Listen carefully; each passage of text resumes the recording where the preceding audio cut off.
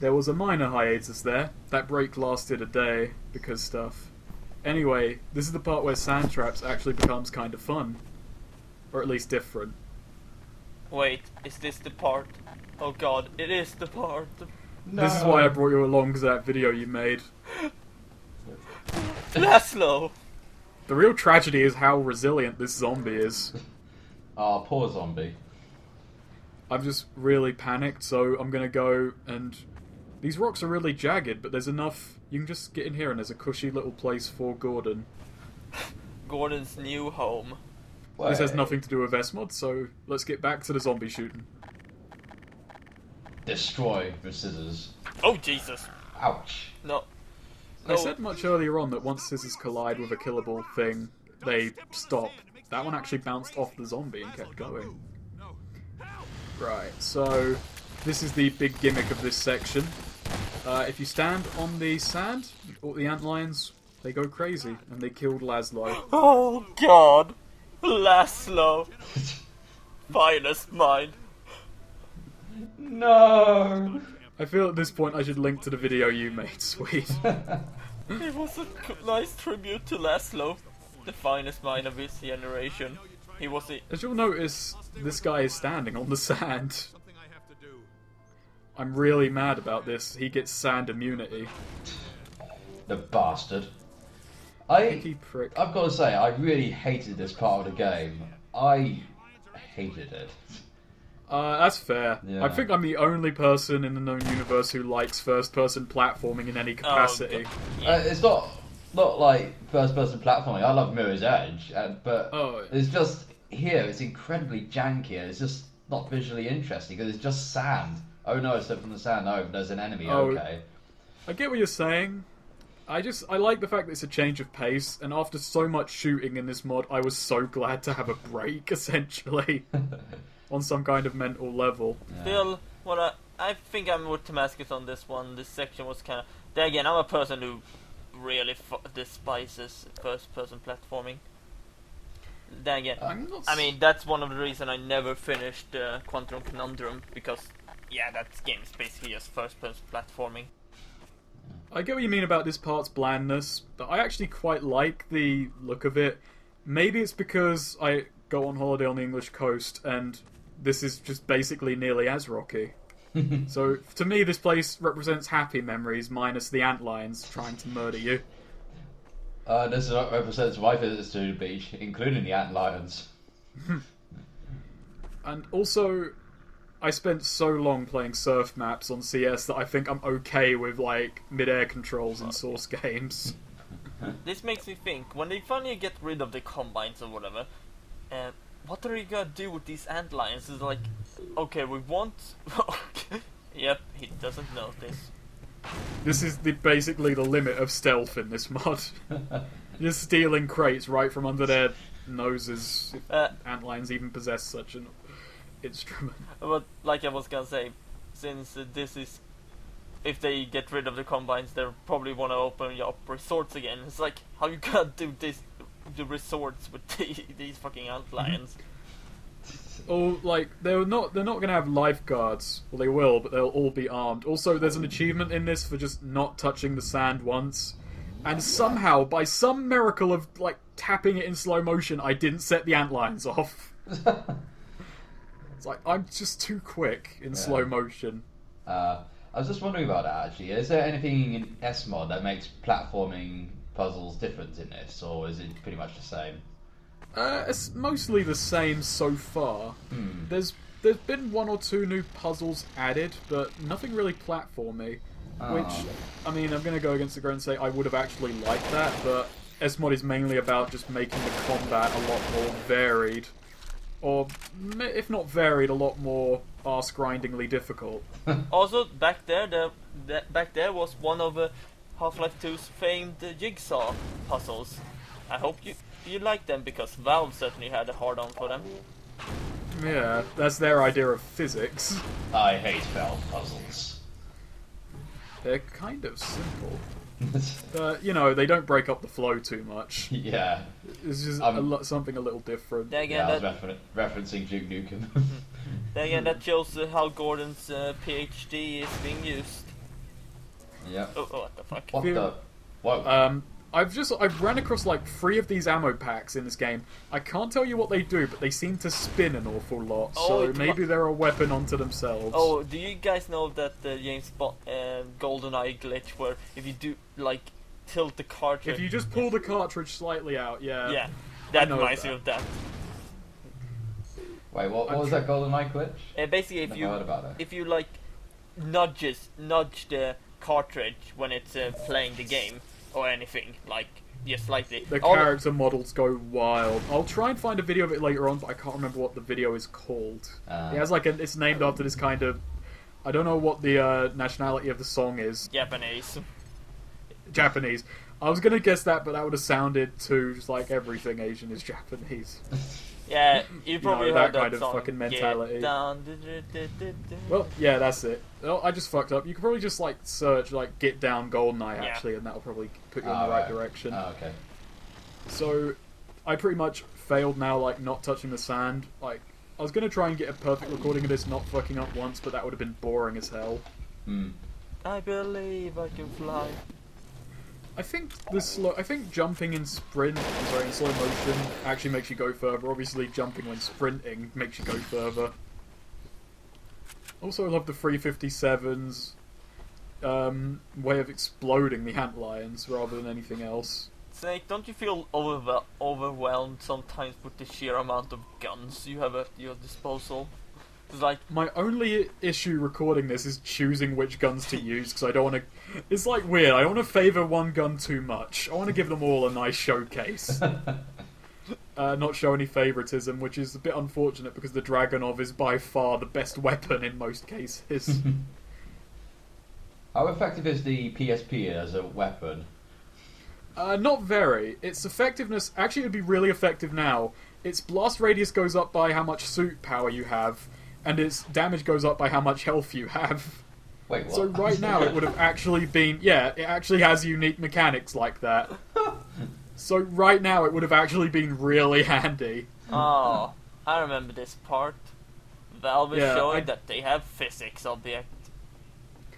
I'm gonna confess this now. I never knew about this until I was like practice running for recording this. Before I never found this and just fucking did this all wrong, basically.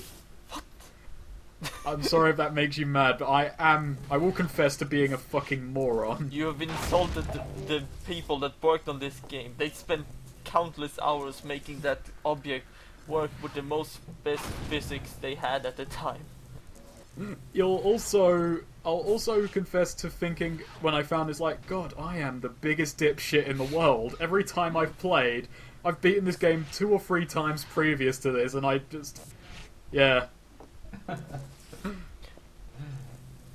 No, that's... yeah. We're actually going to be seeing a new enemy very shortly.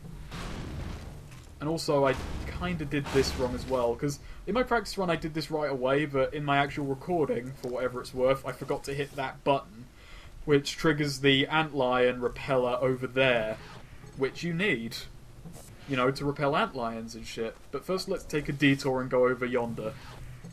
Yay. Just so we can get more use out of this. Gordon Freeman and his trusty plank.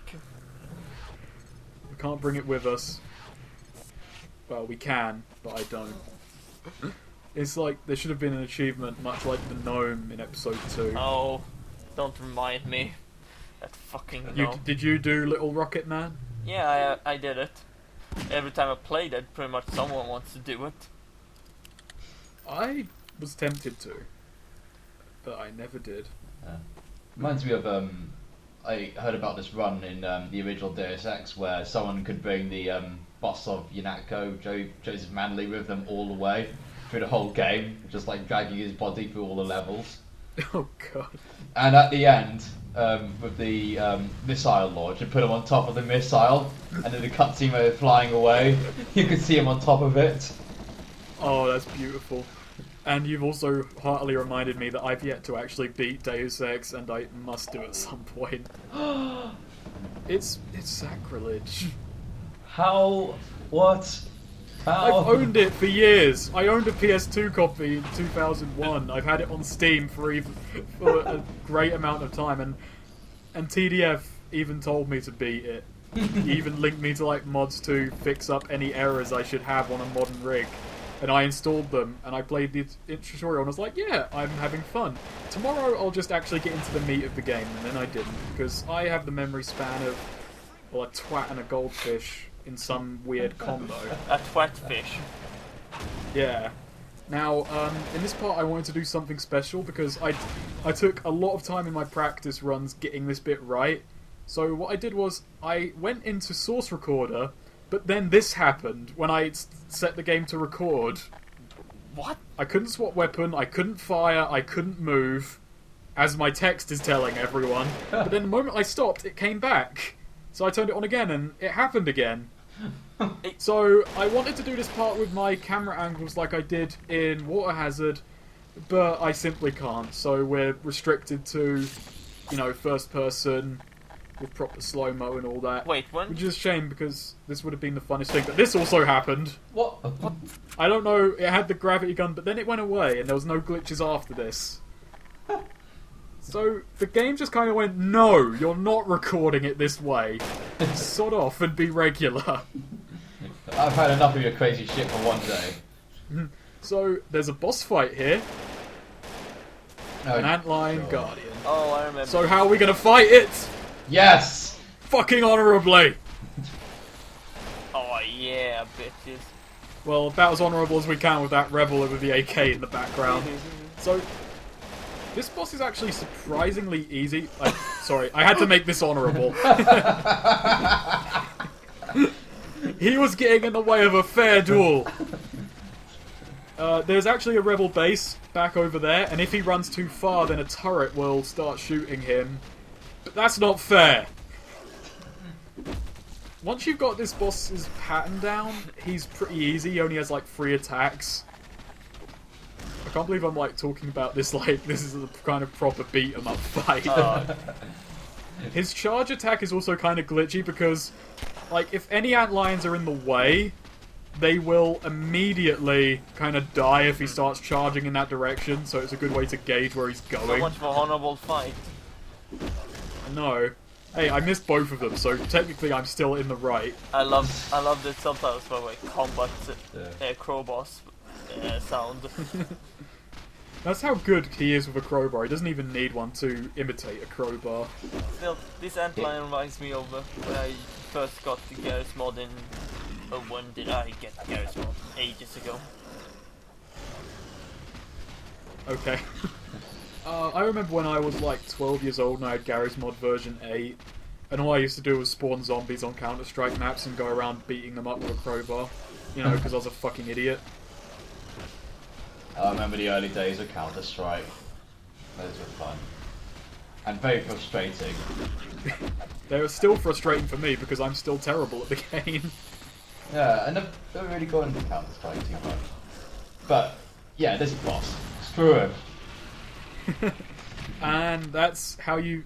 Also, once you beat him, all the antlions go away. He is too manly for us. The kick also imparts a lot of force on him. So anyway, that was the highlight of the part. You can all stop watching now, but there's still like there's still a quarter of an hour to go. Right, I'm off. Okay, well, bye. Also, this was weird. Like, I'm not sure this has been a common thing in like my recordings, but the first time I was recording this, he ran out, said, "Gordon Freeman, you must follow," and then stopped. He would not continue his dialogue, and I couldn't progress. And now we have a new weapon. This is pretty much going to be the gimmick for the rest of this part and the next chapter. I do like how he just tells you, gather them now. There's no two ways about it. You'll have these weapons. It's also great in that he says gather them now, and Gordon Freeman just stuffs an infinite amount. It's like, he took that to heart. Sorry for my absence, I was just talking with the parent. Anyway. Okie doke. We got the Pheropods. Nice. These things. I love the sound of these. I don't know why. It's just so squishy. And also, if you throw them up, I think there's an invisible wall above us because they explode when they just kind of hit nothing. I actually had quite a hard time using these in this mod, mainly because they put in so many more enemies, and they give them such weapons that are so much more powerful than the base game, that antlions aren't exactly negligible, but they're less, like, effective. They're more kind of bullet sponges. Okay, sponges is giving them too much credit. They're bullet distractors. Well, there's still a practical use for them. Yeah, pretty much. As long as bullets are going away from me, I'm pretty much happy. Gordon Freeman, a job creator. He's helping the recession of antlions. They're a big problem in the antlion economic world. Yep, and Gordon Freeman just saves them. Yep, all those humans coming along, stealing our sand. The Freeman will now be instructed. It really speaks about dark roleplay on Gary's mod that this is considered like throwing your shit at someone in that mod. I only bring that up because of how bad Dark RP is and terrible memories of it. Oh, I think I went on a Dark RP server once for like 10 minutes. Never went back. Never again. I had a surreal time once, going off topic until this tutorial's over because it's a bloody tutorial, that I was playing and then a bunch of players went into a court and then they ragdolled a guy who killed another player and they crucified his ragdoll and then everyone started shooting it, and I was utterly terrified of dark roleplay from that moment on. What? It was the creepiest shit I've ever seen in a multiplayer server. It was fan-fucking-tastic. What the fuck? Oh god. Do people on the internet not operate in any normal capacity? I think it's more of a case of it's the internet, so they can finally cut loose. they live their normal lives, waiting to crucify someone, but Gary's mod gave them the opportunity. I feel like playing Dark RP now against my better judgment, but I doubt anything that surreal will ever happen again. I can totally join you. See what shit we'll see.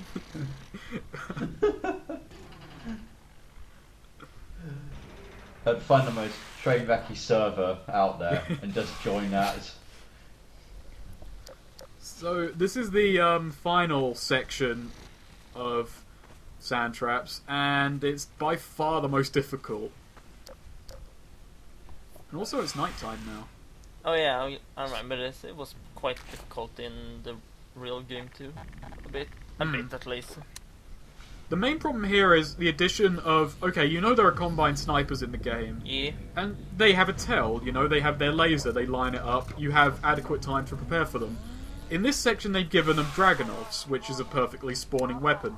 The problem is Dragonovs do a lot of damage, they make you fly when they hit you, so they can kind of stun lock you, as far as you can be stun locked in an FPS.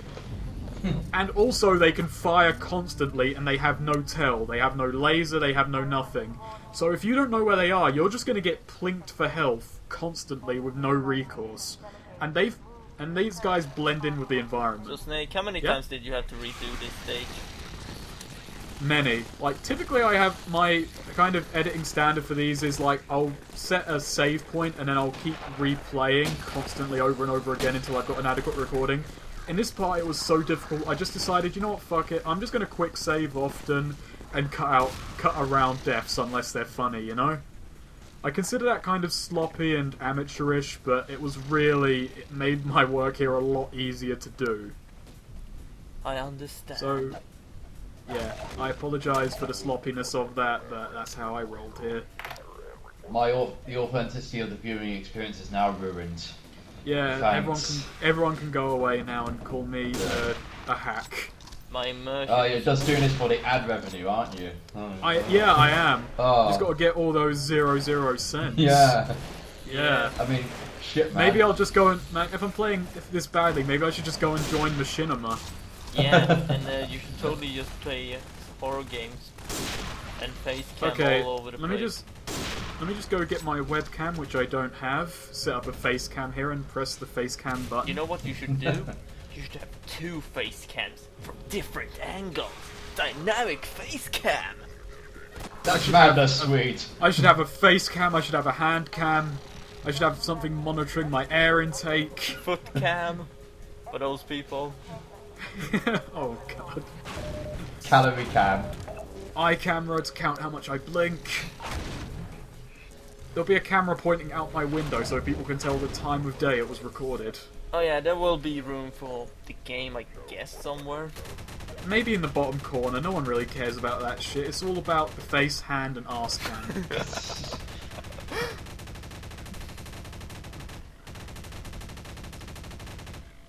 Also, I'm not sure, like, pressing the button turns off the alarm, more guards come, and I get to mow them down from my seat of power. Also, ant lions, once they're on your side, are kind of cute, aside from being horrific. Aw, you don't you want one at home? You little murderers, you. So darling. Also, you got to turn the antlion repellers off yourself. Fucking which I forgot to when walking can't down. Do a thing. Just not. They haven't really worked out complex machinery yet. No excuse. They're working with Gordon Freeman. I haven't worked out complex machinery yet. So here I am being a benevolent master and throwing a Pheropod out in the way of a turret. So that it buys me time to just basically bunny hop my way past this turret behind this rock. And this is by far the hardest part because you dive behind here and there's also people ahead of you. So if you get ahead of yourself and just decide I'm going to try and bunny hop all the way, you're just going to bunny hop into like 6 people waiting to shoot you. I sadly know that. Yep, you gotta just take your time, play it safe, play it slow, and in my case still lose half your health, despite your best efforts. Why not use a sniper rifle? Again, you know how I said earlier on I'm trying to go away from just using the power weapons constantly? But I felt like I used it a bit too much last chapter, so I decided to just use weapons that are harder to use. Just to make it, just to spread it out a bit more, you know? I'm starting to think you don't have a right to complain about this being hard. Basically, the thing about SMOD, I think, so far is that the SMOD, like, holds no kind of... It doesn't lie to you about wanting to kick your ass, and therefore you should take every advantage offered. But at the same time, that would just be too simple. How many bullets did you put in that dude? Oh. Just enough to kill him. How many bullets did you miss with it against him? Too many. You know, because in slow motion, I like the fact you have to account both for movement and, you know, enemy movement as well. Oh, so it's like you move a bit faster than the projectile or whatever. Unlike, like, Max Payne, which the slow-mo of which that I'm way more acquainted with, in this one you definitely have to account a lot more for your own movement. I see that mod includes gore mod, like extreme gore mod. Yeah. Yeah, I brought up earlier on that Gordon can eat enemy gibs, so having it on very high gore mode makes things a tad easier. Basically, all that very high does is... Okay, so on lower gore settings, like, I think on medium, enemies can gib, but you have to do much more damage to make it happen. On very high, you don't have to put in too much effort to make enemies explode. Nice. I like That's that. how you paint a wall. So, this is probably my favourite section of the chapter, which, due to SMOD's random enemy placement, it wasn't as hard as on, like, all my other takes of this, oddly. Like, basically, this area is filled with enemies. Also, night vision's bloody worthless. It doesn't make anything brighter. Don't use it. But Snake, now you can, like, pretend you're a alien thing. Alien colonial marines, except this one's actually good. Can my weapons sound like a water gun all the time? That'd be great. Pretty much. Yeah. And lion, go. Like I saw a video on that, and basically a dude said, well, there's a reason why other alien games don't have the sound from the movie. Oh, that was a train wreck and a half. Maybe even 2. Oh, look, a weapon from the actual game. It's kind of sad when I used to go into Airsoft and you could actually buy a conversion kit to make your gun look like the gun from Alien. And that made a better noise than the one in the video game. Even though it was basically the sound of air being pushed through an electric tube. What do they spend the budget on? Swapping studios every 3 months. Yep. Borderlands 2? Yeah, 2. It's kind of weird to think that Borderlands was the way more profitable thing to go for rather than the Aliens license, especially because Sega's been having trouble lately and Aliens is one of the licenses they own. Oh, Sega. I can't let them go under because they also do Total War. Also, this is one of the worst sections. Well, actually, okay, I say it's one of the worst sections, but at least I'm close enough to the snipers to be able to get my revenge for all the trouble they put me through in my practice runs at this point. There's the bastard there. How do you like your own bullets back at you? Snake seems to have a nice relationship with the snipers. I hate them so much. I don't mind the base Half-Life 2 snipers because they have their own sections, they have their tails, they're kind of fun to go up against, but these ones can go fuck themselves several ways at once. Oh my. And yeah, this part is mainly difficult due to the lack of cover and the amount of enemies strewn about. But that doesn't... This part doesn't even hold a candle to what comes up next. So let's just have a nice look at the beach that we've so thoroughly wrecked. Just imagine, Gordon, this can be a resort. I imagine retiring here one day with my wife and 3 kids. They're all new. 3 kids, episode 3. Oh god. It all comes together. I'm gonna name them Gabe, Robbie, and Eric. Bob. That works too. What about Henry Freeman? No, he's gonna name one of his sons after his brother, John. John Freeman. I really do kind of wish that Valve would just go out and say, yep, that fanfic is canon. I'm just surprised that in my whole playthrough of this, it took over 10 parts for that to be referenced. Clearly you have commentators that didn't... We have fine taste. Yeah. Sniping's a good job, mate. Challenging work, out of doors. How much you won't go hungry? You'll also be the bitchiest enemy in the game.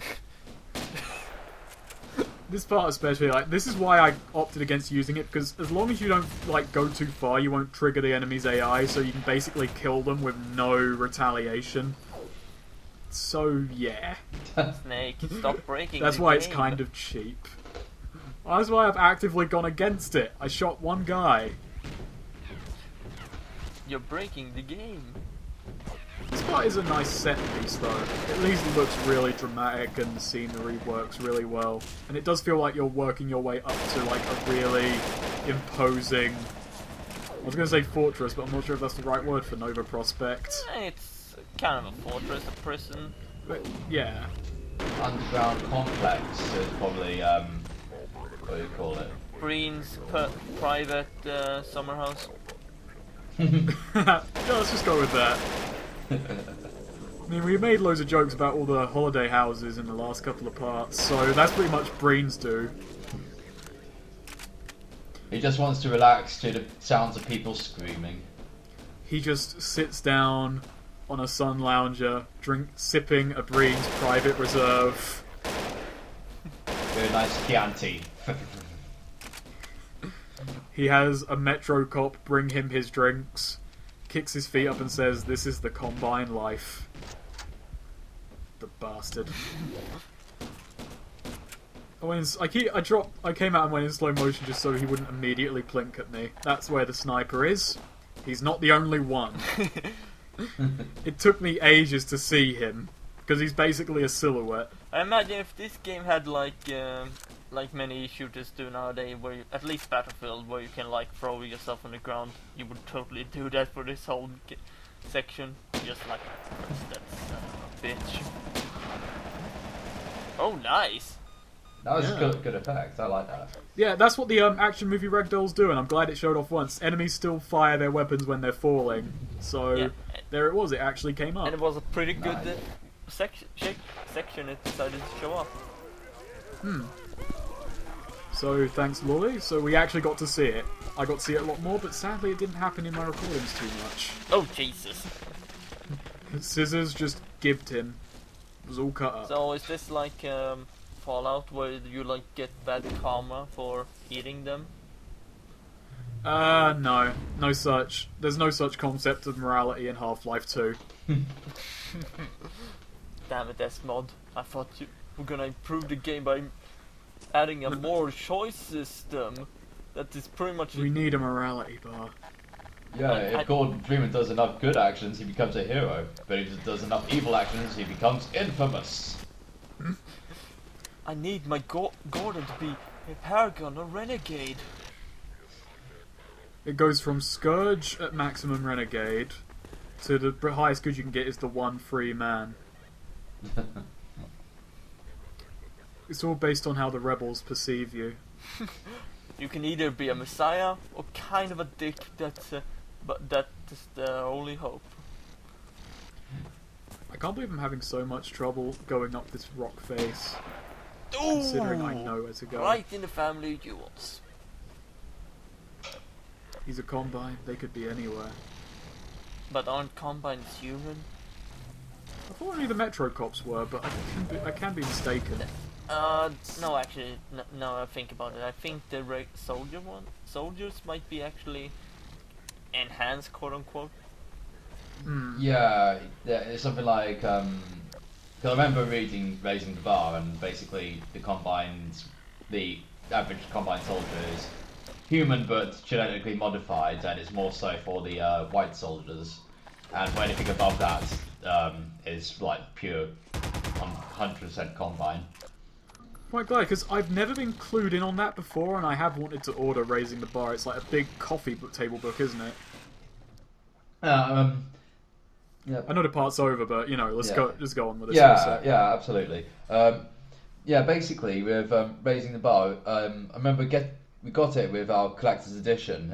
Basically, it came with a T-shirt, large silver book, and the game itself, and the Half-Life 1 source, which was a bit crap, which is why they made Black Mesa source. But it was a pretty good book on the whole. I know I've still got it around somewhere, but I'm not sure whether it's with my brother or with me. So, but it was incredibly detailed and had a lot of fantastic stuff in there. Like I remember the early screenshots of the water tentacle monster that I had to cut out because basically it was not fun to fight against. But yeah. Okay then. So basically, I cut before Nova Prospect because technically that's where the Sandtrap kind of gimmicks end and Nova Prospect begins. There's going to be a short hiatus in these videos because I'm just working on another project at the moment, mainly rendering shit for commentary comms. And yeah, so there's going to be a hiatus, but I will take more time to work on these parts before they come back, so the effort will show in the end from the time I take. Yes, remember people, Snake puts effort in his videos. Just for you. Thanks, Swede. I'm just now renaming you on Skype to Swede the Suck Up, and we'll be fine. I hope you enjoyed.